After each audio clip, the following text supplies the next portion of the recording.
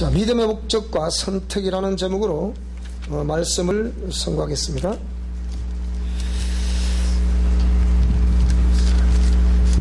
사람은 영적 존재입니다. 사람이 영적 존재라는 것은 사람은 짐승과는 다르게 육체 속에 영혼을 가지고 있기 때문입니다. 우리가 살아가고 있는 이 지구촌에는 세 영적 존재가 있죠.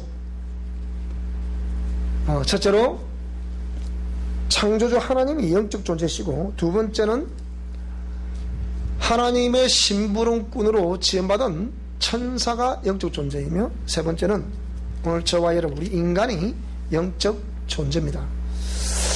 늘 이런 말씀들을 할 때마다 설명을 드리지만 천사와 인간이 다른 점은, 천사는 영적 존재로서 우리 인간과 같은 육체가 없다는 거예요. 근데 우리 인간은 육체를 가지고 있다는 거예요. 그래서 육체를 가지고 있다는 이것이 오늘 우리에게는 어찌 보면 하나님이 원래 우리 인간을 지으셨을 때 하나님의 형상의 모양대로 지었기 때문에, 그리고 그 모습 보시고서 심히 좋았더라고 표현을 하신 그 모습을 우리가 상상해 보면 참으로 이 육체의 존재가 과연 영적 생활하는데 얼마나 많은 유익을 줄 수 있겠나 라고 했을 때, 그래도 이 육신이 없으면 우리가 하나님을 사랑하고 하나님을 섬긴다는 그 표현을 어떻게 할 수가 있겠습니까? 그런데 육신을 가졌기 때문에 그것이 가능하다. 그런데 이 육신을 가지고 있는 우리에게 이 죄라는 개념이 들어오면서부터 그 이후로 죄가 죄를 낳게 되는 그런 죄의 유전을 통해서 우리는 내가 원치도 않는 그런 일들을 우리 삶 속에서 경험을 하게 됐죠. 그래서 우리는 이러한 모든 것들을 경험을 하면서 육체를 가지고 있는 이것이 굉장한 기회고 또 굉장한 복이 될 수 있다는 것을 염두에 두셔야 되겠습니다. 그것은 이런 육체를 가지고 있는 것이 시한부, 언젠가는 육신의 삶을 마감할 수밖에 없는 그런 존재지만, 이 육신을 가지고 있을 때가 또 다른 기회이기 때문에 육체가 있을 때 우리는 하나님께로 돌아올 수 있는 기회가 있는 것이고, 육체가 있을 동안에 다시 우리는 헌신할 수 있는 기회가 있으며, 이 육체가 있을 때 그 헌신에 의해서 영원한 나라에서 영원한 상을 받아 누리며 살아갈 수 있는 영생의 복을 또 이게 만들어 낼 수 있기 때문입니다. 그래서 영적 존재인 우리가 살아가는 이 믿음의 목적이라는 것과 그 믿음의 목적을 우리가 또 선택해야 되는 그런 상황에서 오늘 제목을 믿음의 목적과 선택이라는 이 제목을 설정을 했는데요. 구약에 하나님께서 이스라엘 백성들을 택하셔서 그 백성들에게 창세기부터 말라기서까지 이 하나님의 공의를 선포하셨고, 그 공의를 집행하시는 과정을 보면 실로 놀라운 일이 아닐 수 없는데, 어찌 보면 이것이 간단 명료하고 어찌 보면 굉장히 힘든 그런 내용이었습니다. 그것은 하나님의 말씀을 따라 삶을 살았던, 그러니까 창조주 하나님을 섬기지 않고 이방신을 섬기고 피조물들을 신격화해서 어떤 형상을 만들어 놓고 그걸 섬긴다는 우상숭배, 그걸 통해서 백성들이 하나님의 곁을 떠나버렸습니다. 그랬을 때 이 하나님의 공의는 하나님 말씀을 떠나면 어떻게 된다는 것을 그대로 나타내 보여주셨습니다. 그것은 다른 말로 보면 징계고 또 심판인데, 또 다른 말로 해보면 회개를 촉구하시는 하나님의 사랑이셨습니다.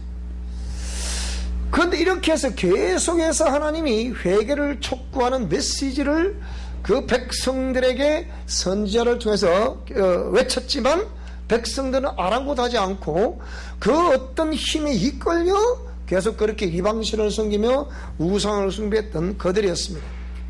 그랬을 때 하나님께서 그 백성들에게 선택하라고 하셨습니다. 우리가 신명기에 보면 그 내용을 너무나 잘 알고 있죠. 우리가 많이 읽었지 않습니까? 내가 생명과 복과 사망과 저주를 네 앞에 두었으니까 네가 선택을 해라. 그런데 하나님의 이 속마음은 너와 네 후손을 위해서 생명을 선택하라, 그렇게 말씀을 하셨습니다. 어쨌든 그 말씀에 의해서 오늘 저와 여러분들은 여기 와서 예배당에 와서 예배를 드릴 수 있다는 자체가 일단은 우리가 그 속에서 빠져나온 사람들인 것을 믿습니다. 그러면 이렇게 빠져나온 저와 여러분은 복된 사람들인데, 근데 여전히 그 속에 있는 그들, 하나님은 그들에게 뭐라고 그러셨습니까? 그리심산에는 축복을 선포하고 에발산에는 저주를 선포할 텐데, 그리심산에 설 테냐 에발산에 설 테냐 한 곳을 서라고 말씀하는 거예요.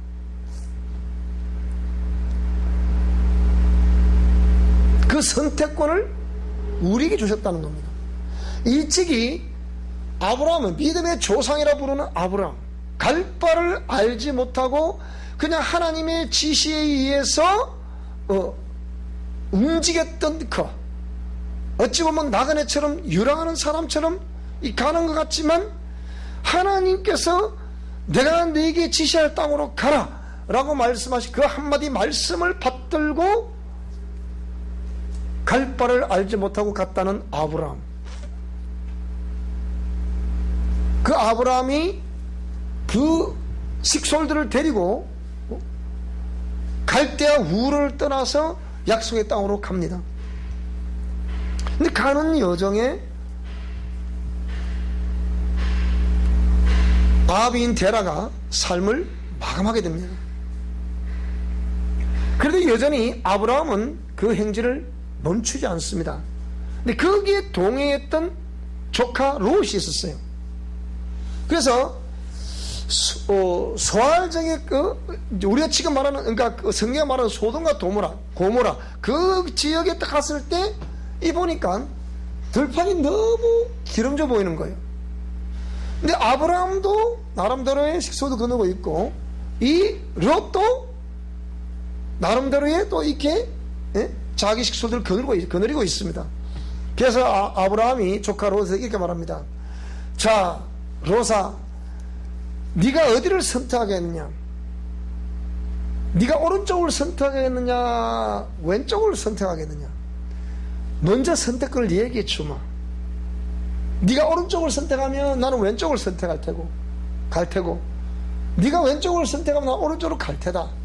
이렇게 조카에게 이렇게 먼저 선택하라고 이렇게 권했을 때, 그래서 이 롯이 소알 들판을 이렇게 바라보니까 너무 기름진 거예요. 물이 넘치고 비옥한 땅.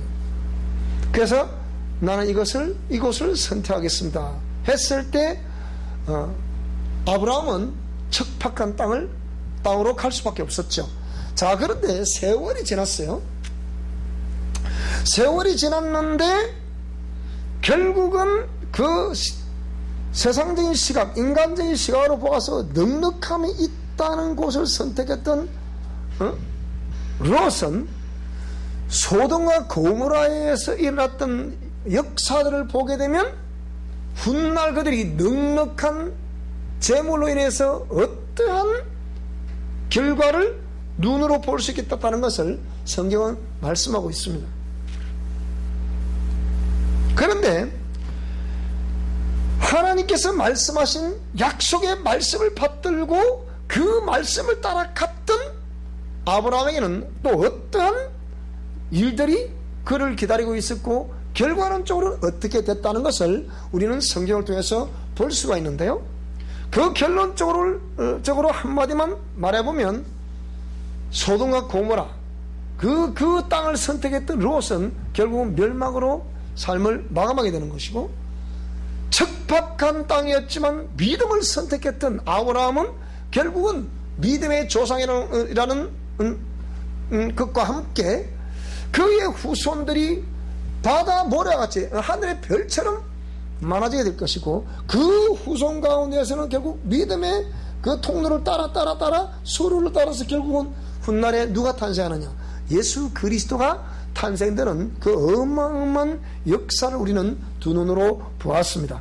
자, 그래서 이 믿음의 목적과 선택이라는 것이 얼마나 중요한지, 저와 여러분들이 지금 이 순간에 다시 마음을 새롭게 함으로 이렇게 믿음의 목적과 선택을 하는 사람들이 있을 테고, 또 일찍이 어떤 역사에, 하나님의 역사에 의해서 믿음의 목적과 선택을 했다 하더라도 그치는 과정에 지금 저와 여러분이 어떤 상태에 놓여 있는지 오늘 본문의 말씀들을 보면서 한번 또 우리가 상고해 볼 수 있기를 바랍니다.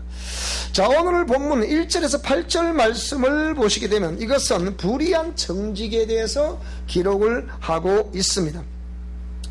예수께서 그들에게 항상 또한 제자들에게 이르시되 어떤 부자에게 청지기가 있는데 그가 주인의 소유를 낭비한다는 말이 그 주인에게 들린지라. 정말하면 자기의 소유가 아닌 주인의 소유인데 주인의 소유 그것을 가지고 자기가 마음껏 탕진을 하고 있었다는 거예요. 그래서 불의한 청직이라는 거죠. 주인이 그를 불러 이르되 내가 네게 대하여 들은 이 말이 어찌 됨이냐. 그러니까 네가 보던 일을 이제는 계산을 해라, 세매라. 청지기 직무를 계속할 수가 없다. 청지기가 속으로 주인이 내 직분을 빼앗았다.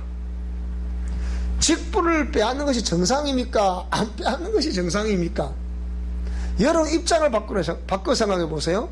여러분이 주인이에요. 근데 여러분이 어떤 재물이 있어서 그 재물을 청지기에 맡겼는데 청지기가 자꾸 그걸 엉뚱하게 쓰고 탕진을 하고 이렇게 하니까 여러분 같았으면 그걸 셈하라 하겠습니까? 계속하라 하겠습니까? 물론 여러분은 인자하셔서 그래 내가 그래도 참으마 나는 사랑이 아니냐 그래도 그렇게 하려무나 그렇게 하시겠습니까? 아니면 내 이놈 당장 그만둬라 그렇게 하시겠습니까? 여기서도 우리가 하나님이 사랑이라는 개념을 잘 기억을 하셔야 됩니다. 하나님의 공의의 말씀을 따라 준행하는 우리,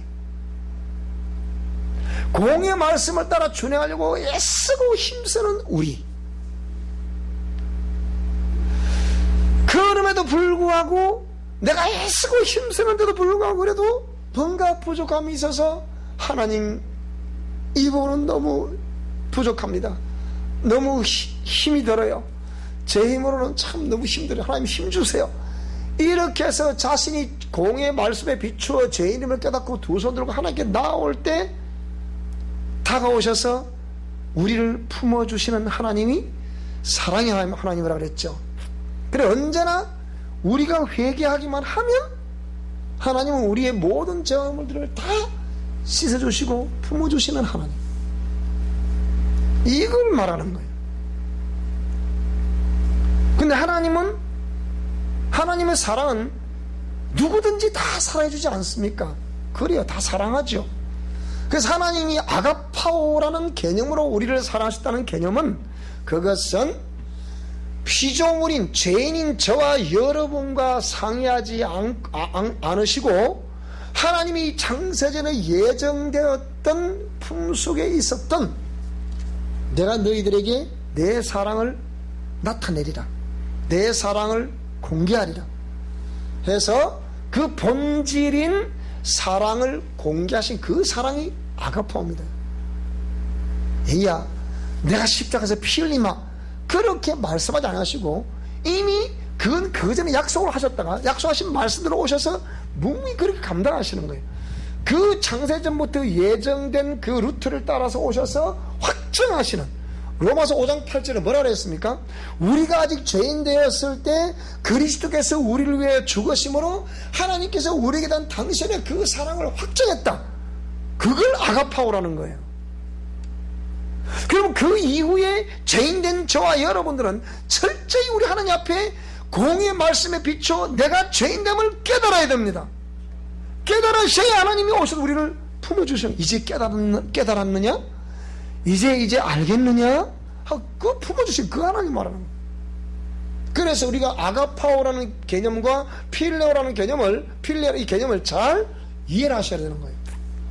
자, 그래서 청지기가 속으로 이르되 주인이 내 직분을 빼앗으니 내가 무엇을 할까? 그럼 주인 되신 이분이 그 청지기의 속성을 알았을까 몰랐을까? 그 얘기예요.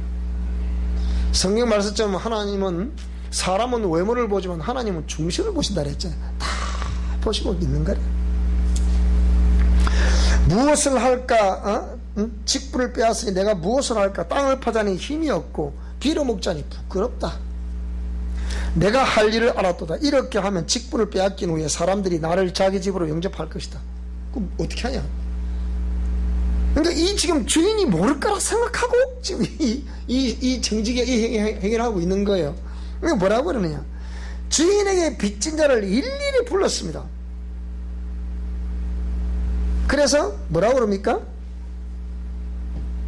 네가 내 주인에게 얼마나 빚졌느냐? 기름 100마리입니다. 그래, 그러면 이 정세를 가서 빨리 50이라 쓰라. 너는 어떻게 해야 됐냐? 밀 100석입니다. 그래, 그럼 80이라고 써라. 그래서 이 불의한 정직에다가 맡겼더니 요렇게 해서 자기 나름대로 팽팽 돌아가는 머리로 이렇게 해서 80이라 쓰라, 50이라 쓰라. 그걸 주인이 가만히 이렇게 보니까 참 저놈이 그래도 살아볼 거라고 저렇게 하는구나.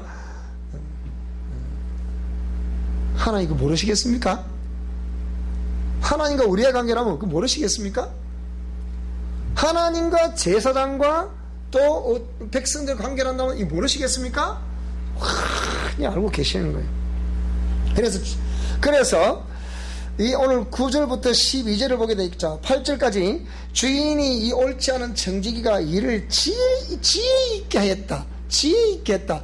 그게 과연 지혜 있게 한 겁니까? 근데 그게 옳은 겁니까? 옳지 않은 겁니까? 옳지 않은 거잖아요. 옳지 않은 건데 옳지 않은 그것을 주인은 어떻게 보셨다고요? 지혜롭다고 본 거예요. 지혜 있게 하였으므로 칭찬했다. 이 세대의, 이제 여기서 중요한 이 세대의 아들들이 자기 시대에 있어서는 빛의 아들들보다 더 지혜롭게 한다. 정말하면 세상 사람들은 이렇게 한다는 거예요. 그런데 이쪽 있으면 책이 나오겠죠. 이제 책 교정 다 끝났으니까 이제 옹려 맡기면 돼요. 맡기면 또 한 400페이지 책이 나옵니다. 그런데 이 세대의 아들들, 즉 세상 속에 있는 아들들이 빛의 아들들보다 더 지혜롭다. 세상 아들들은 그렇게 일을 처리한다는 거예요. 근데 실제 하나님의 공의는 그게 옳습니까? 옳지 않습니까? 옳지 않다. 그럼 상대적으로 좀 누구에게 이 말을 하고 있는 겁니까? 이 말씀이? 상대적으로 왜 이 세대의 아들들과 빛의 아들들이라는 개념을 썼을까요? 이게 중요한 거예요. 그래서 오늘 이 말씀을 드리기 전에 나는 우리 그리스도인들이 정말 소금과 빛된 삶을 살아가라고 말씀하신 예수의 말씀을 잘 기억할 수 있기 바랍니다. 그리고 세상에서 그리스도의 향기라고 부르는 우리 그리스도인들이 될 수 있기를 바랍니다. 무슨 사람들이 알고 읽을 수 있는 생명의 편지로서 그리스도의 편지가 될 수 있기를 주여러분으로 축원합니다. 하나님은 오늘 저와 여러분들을 부르신 것은 원래 우리도 불의한 정직이처럼 그런 사람이었다는 것을 하나님 아실까요? 모르실까요? 다 아셔요. 아시지만 죽게 돌아온 저와 여러분들 아니겠습니까? 나는 적어도 우리 교회는 이런 일이 없다고 봐요. 그러면 제가 이 목회를 하면서 또 제가 신앙생활 하면서 만난 숱한 사람들 만나보니까 다 그런 건 아니에요. 그런데 굉장히 이런 사람들이 많아요. 왜 불의의 자녀들이 여기에 나와 있는 이 세대 아들들이 빛의 아들들보다 더 지혜롭다고 말했을까요? 여기서 우리 그리스도인들의 역할을 다시 생각해야 되는 거예요. 그러면 그 뒤에 나와 있는, 자, 두 번째는 불의한 재물로 친구를 사라 그랬는데요. 잘 보세요. 수많은 목사님들이 이걸 해석을 합니다만은 참 깝깝한 해석을 많이 하시거든요. 자, 그러면 그 뒤를 더 보겠습니다. 내가 너에게 말하노니 불의의 재물로 친구를 사기라. 그리하면 그 재물이 없어질 때 그들이 너희를 영주할 처소로 영접하게 될 것이다. 불의한 재물을 뭘 사라? 친구를 사라는 거예요. 그럼 이 불의한 청지기는 잘 들어보세요. 불의한 청지기는 합당한 재물을 가지고 누굴 샀어요? 자기 사후를 책임져 줄 수 있는 그 친구를 샀어요. 옳은 재물로 그런 친구를 샀다 이 말입니다. 그런데 여기는 또 뭐라 그럽니까? 불의한 재물로 누굴 사라? 친구를 사기라. 이건 또 무슨 말이냐 도대체가. 이 본문의 전체 문맥이 이렇게 쭉 이어지고 있습니다. 친구라. 그리하면 그 재물이 없어질 때 그들이 너희를 영주할 처소로 영접하게 될 것이다. 이것은 우리가 그냥 단 한마디로 결론적으로 말씀을 드리면, 세상에 우리가 가졌던 재물, 그 재물을 가지고 이 친구를 누구를 말하는 겁니까? 영원한 처소로 우리를 이끌어 주시는 그분을 사기라. 그분은 예수 그리스도죠. 그 사기라. 그래서 지극히 작은 것에 충성된 자는 큰 것에도 충성되고, 지극히 작은 것에 불의한 자는 큰 것에, 그러니까 지극히 작은 것과 큰 것을 이 옳은 재물과 불의한 재물, 여기다 비교를 한 거예요. 무슨 말이 되십니까? 비교를 하면서 너희가 만일 불의한 재물에도 충성하지 아니하면, 자 10절로 읽어보겠습니다. 지극히 작은 것에 충성된 자는 큰 것에도 충성되고, 지극히 작은 것에 불의한 자는 큰 것에도 불의하다. 그러니까 너희가 만일 불의한 재물에도 그럼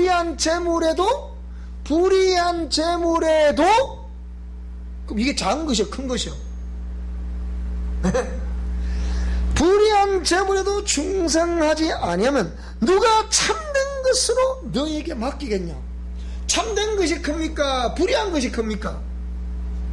당연히 참된 것이 크지요. 근데 불의한 지극히 작은 것도 너희들이 충성하지 않으면 큰 것을 맡겨줄 수가 없다. 참된 것을 맡겨줄 수가 없다는 거예요.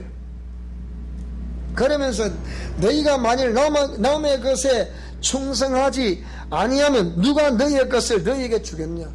제가 지금까지 쭉 보니까 타인의 재물을 예사로 여기고 사사로 여기고 타인의 재물을 마치 자기 것처럼 막 떡 주물르듯 사람들이 굉장히 많습니다. 이름하여 사기꾼이죠. 그러니까 그런 사람 우리 중에 없는 것 같죠. 세상 속에만 그런 사람이 있는 줄 알았더니 하나님을 믿는다는 사람 속에서도 이런 사람들이 있더라. 우리 교회는 없어요, 그런 사람들이. 그래서 내가 이 말씀을 전하는 거죠. 그래서 그렇게 하면 누가 너희의 것을 너희에게 주겠냐? 다시 읽어보겠습니다. 너희가 만일 남의 것에 충성하지 아니하면 누가 너희의 것을 너희에게 주겠냐? 너희의 것을 너희에게 주실 분이 누굽니까? 주인이죠. 남의 것은 너희가 남의 것에 충성하지 않으면, 그 불의한 청지기가 이걸 말하는 거 아닙니까?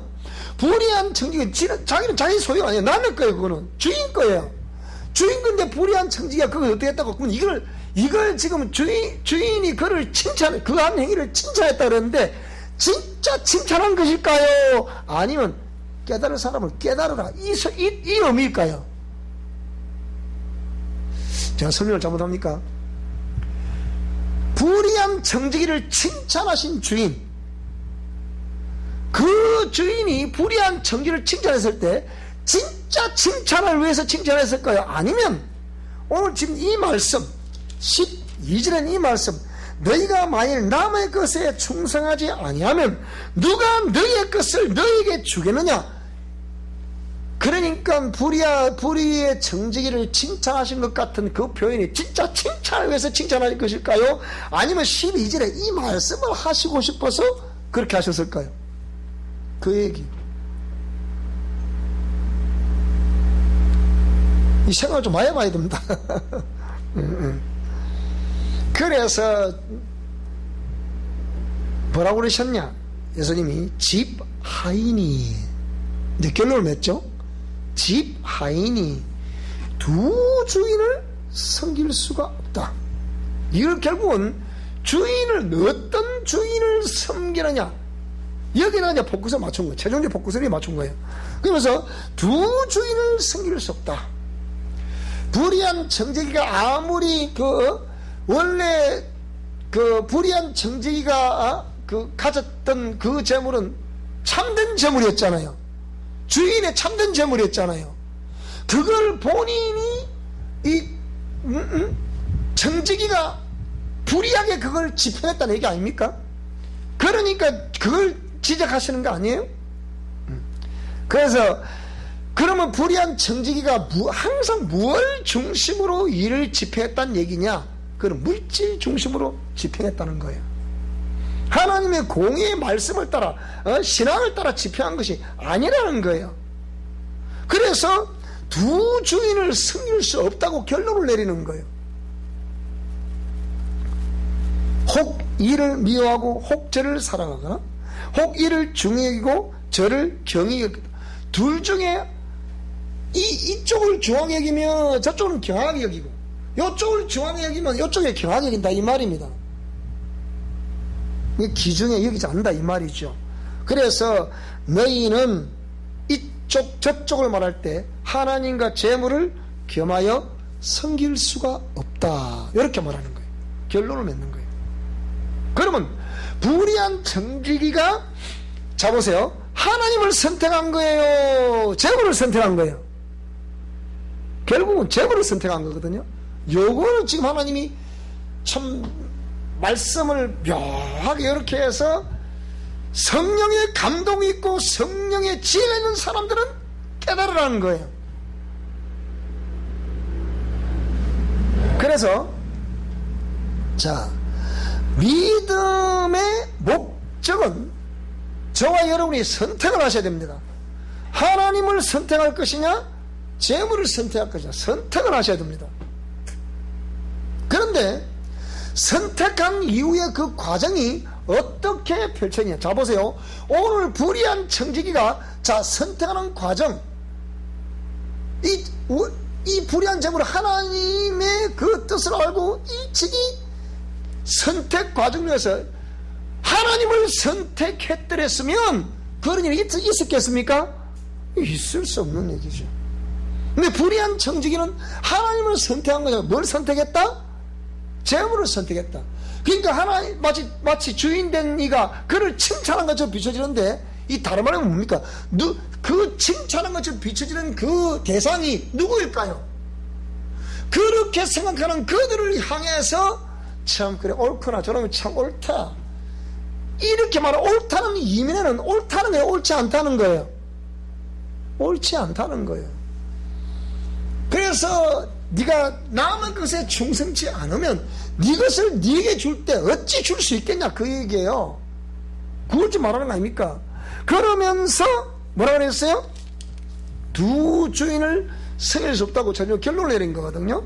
그러니까 선택에 있어서 하나님을 선택할 것이냐, 재물을 선택할 것이냐, 하나님을 선택을 했더니 과정은 참으로 고난과 때로는 계리와 때로는 거기에 대한 어떤 무지, 정말 이것이 옳으냐 옳지 않냐에 대한 어떤 그런 무지.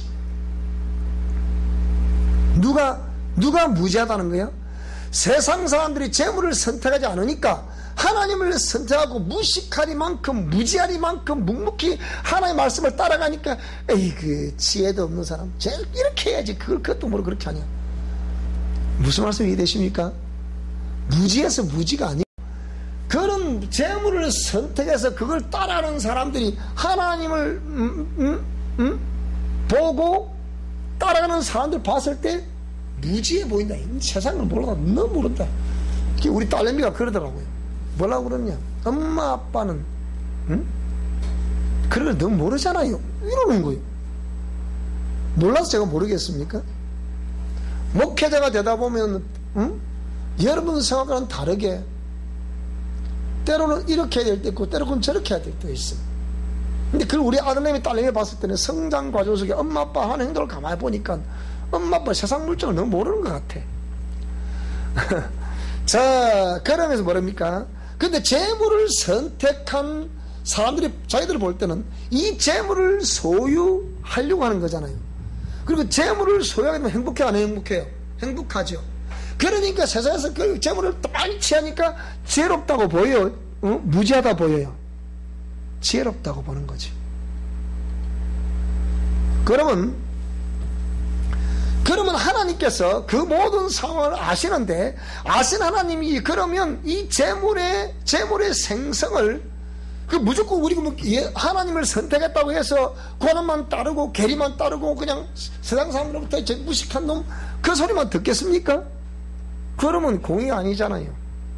그런데 하나님은 그 재물의 생성을 설명하실 때 이는 하나님을 선택하고 믿음을 선택한 사람들이 반드시 그 믿음을 묵묵히 끝까지 믿고 기도하면서 나가면 하나님이 반드시 그에게 거룩한 재물을 허락하실 때가 온다는 거예요. 여러분 절대로 하나님을 선택하고 하나님 말씀대로 순종하며 나아가다가 때로는 아픔을 경험하고 실수를 경험하고 실패를 경험한다 하더라도 여러분 끝까지 믿음의 끈을 놓지 마시기를 바랍니다. 반드시 그때는 옵니다. 반드시 저와 여러분을 붙들어 주실 때가 옵니다. 반드시 회복시켜 주실 때가 온다니까요. 그런데 재물을 선택해 가는 사람들은 거룩한 재물의 때를 허락하시는 것이 아니고 이들은 항상 불의한 재물, 그걸 목적으로 살아가는 삶이라는 것이, 그게 이미 세상 속에서는 참 지혜롭다고 들었어요. 그게. 그리고 우리 어머니가 네 책에도 나오잖아요. 우리 어머니가 뭐라 그러느냐. 아이고 내가 보니까 뭐 양반은 무슨 양반, 뭐 돈이 많으니까 양반이더라. 우리 어머니가 이러시는 거예요. 여러분 맞아, 따라서 돈이 많으면 양반이다. 자, 이 사람이 돈이 많으면 양반이야. 시작. 그래 하려고 하니까 참 이게 뭐 그것도 적어도 우리 어머니는 그렇게 표현하시더라고요. 인생을 살아보니까 돈이 많아야 양반이다 이렇게 표현하는 거예요. 자, 그런데 이 하나님을 선택한 사람들에게 이 사람들이 끝까지 그 거룩한 재물이 우리에게 오기까지의 선택하는 길은 공의 말씀에 의해서 우리가 진실하고 정직하게 늘 감사함으로 그 길을 가야 됩니다. 그러면서 우리가 대인관계에서 얽히고 설킬 수 있는 이런 물질관계에서는 절제할 수 있는 능력이 있어야 돼요. 끊고 매는 확실한 그게 있어야 오늘 저와 여러분 거룩한 재물이 우리에게 올 때 그게 재물이 쌓일 수 있게 되는 겁니다. 무슨 말이 됩니까? 그런데 재물을 목적으로 선택했던 사람들은 이는 반칙과 변칙이 계속해서 거기서 나타날 수밖에 없는 거예요. 반칙과 변칙이. 그리스도인들이 공의와 진실과 정직함으로 항상 감사함으로 하나님께 나아가서 그 거룩한 재물을 우리가 얻게 된다면 이 재물을 목적으로 가는 사람들은 어쨌든 돈을 벌면 되는 거예요. 그러니까 반칙이든 변칙이든 돈만 들어오면 되는 거야. 이 정부들로서 이들은 공의와 이들은 양심과 어떤 인간 중심 뭐 이런 걸 가지고 이번 캐치버스를 걸고 등장한 정부 아닙니까? 근데 이 정부의 지금 라임 사태 이런 것은 지금 보통 문제가 아닙니다. 1조 5천억의 사기 사건을 지금 터뜨리고 있는 거예요 지금. 그런데 법무부 장관, 대통령, 법무부 장관, 또 그 밑에 뭐 나도 지방 검찰 중앙지검장 뭐 이런 친구들 전부 다 그게 엉터리 자꾸 드러나. 그러니까 대통령이 급하니까 보수단체에서 이거 사기다 막 집회를 하려고 하니까 광화문의 집회를 알잖아 이러고. 자기들도 자칭 촛불 혁명을 두어서 등장했다 정부 아닙니까? 그런데 광화문에서 외치면요, 적어도 100만 명이 외치면요 청와대가 찌릉한 거예요. 밤잠 못 자 그러더니. 그러니까 작년에 10월 3일 날 혼쭐 났거든. 그때 집회 주최 측에 추산에 한 350만 명이 모였다 그래요. 근데 알 수 없죠 얼마 모이는지. 자기들이 말하는 촛불 혁명 그때나 이때나 똑같은 거예요. 그러니까 한번 호되게 당해나는 거 지금 보세요. 전 세계 언론지 뭐라고 그럽니까? 이는 불의하다, 불법이다. 언론을 완전히 원천 봉사한 거다. 4km 심리를 버스로 빽빽하게 이렇게 차벽을 형성을 해서 강화문에 못 오게 전철 그냥 프리패스 통과 이렇게 하고 있지 않습니까? 돈 준 사람이 청와대 정무수석 강기정에게 돈을 5천만 원 현금답을 줬다. 쇼백에 줬다. 이미 CCTV 다 찍혔을까지 다 드러나잖아. 근데 수사를 한다 안 한다. 이게 뭡니까? 전부 다 불의한 점을 이렇게 변칙 반칙 이런 식이에요. 우리가 기독교인들이 이걸 알고 하나님께로부터 거룩한 복이 주어지기까지의 절제하고 끊고 매점을 확실해 가면서 이게 쭉 드라이브에 갈 때 이들은 그 돈을 가지고 쾌락을 누리고 명예 권력을 하고 행사하고 자랑을 하고 이렇게 하는 것을 목적으로 삶을 살아간다. 결과는 어떻습니까? 결과는 결국은 하나님을 선택한 사람들은 오늘 본문의 말씀에도 기록되어 있죠. 천국과 영생입니다. 천국에서 영원히 살게 될 영생을 우리에게 주신다는 거예요. 그런데 재물을 목적으로 살았던 사람은 결국은 뭡니까? 하나님과 재물을 겸하여 승릴 수 없다는 말씀들을 들어보면 아무리 세상 속에서 주인의 재물을 가지고 이 불의한 청지가 자기 마음대로 집행을 했지만 그걸 볼 때 주인이 볼 때는 저놈 저 옳지 않 바로 왜 그들을 보고 다 지혜롭다 옳다 하는 수많은 사람들이 있거든. 그러니까 참 네가 옳구나. 옳다고 말하는 그 의미는 너는 벌을 면치 못한다 이 말이 그 말이. 무슨 말씀이 됩니까? 제가 이 정부가 집행하는 모든 걸 보니까 이 보통 대한민국이 보통 문제가 아니에요. 과연 대한민국 다음 정권에서 이 국가 부도가 나지 않을까? 국가 부도. 얘는 국가 부도 어찌 돼요? 국가 넘어가는 겁니다. 국가 부도는요. 그러다 땅이 넘어갑니까? 외국에서 우리에게 모든 돈을 우리 자체가 경제가 마비가 돌아가지 않고 마비가 돼버리면 안 되잖아. 이게 국제 교류를 할 수 있습니까? 못합니다. 지금 벌써 그런 징조가 많이 나타나고 있죠. 요 최근에 들어보니까 거제 대우조선 저런 조선들도요 저 세계적인 조선수 아닙니까 저게? 말매 눈물이라고 해서 그 말매 그 당시 이 대우조선이 뜨기 전에 전 세계의 조선의 어떤 성황을 이뤘던 말매 그 도크를 여기서 대우조선 사왔다는 거 아닙니까 여기에? 그래서 한국의 조선이 세계를 장악하게 된 거예요. 그들이 데모했다고 저게 생겼습니까? 노다지 그들 데모하지. 그런 거 하지 말라고. 그런데 저 대우조선이 이제는 국가의 경제가 마비가 돼버리니까 10명 중에 7명을 지금 잘라내버린대요 지금. 10명 중에 7명을. 그럼 어찌 되겠습니까 이게? 지금 문 앞에 타고 가도 우리 국민들이 이렇게 있는 거라 지금. 여러분 보통 문제가 아닙니다 지금 우리 나라가. 그래서 오늘 저와 여러분들 이걸 보면서 우리 믿음의 목적과 우리 믿음의 그 선택이라는 게 믿음의 목적과 믿음은 흥맹난 것이 아니에요.